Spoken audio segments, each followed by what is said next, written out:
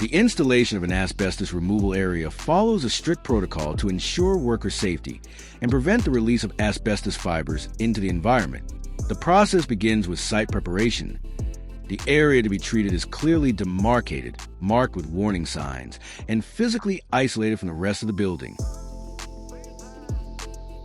All surfaces, including walls, floors, and ceilings, are covered with reinforced polyethylene film and carefully sealed with adhesive tape to prevent any leaks.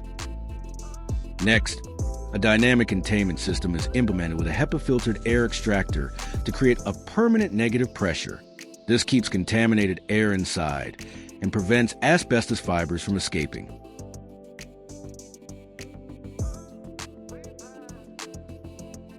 A personnel access hatch is installed at the entrance to the area, typically comprising 3 compartments: a clean area for changing, a portable decontamination shower, and a dirty area for entering and exiting the work area.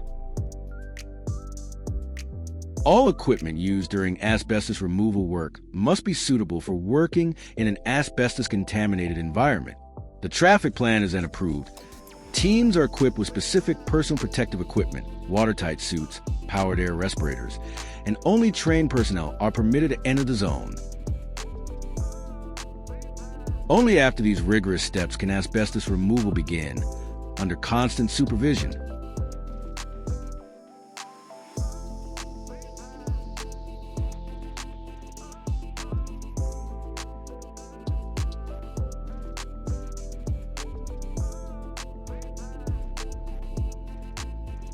We hope this demonstration has given you a better understanding of the key steps involved in setting up a decontamination area that meets standards.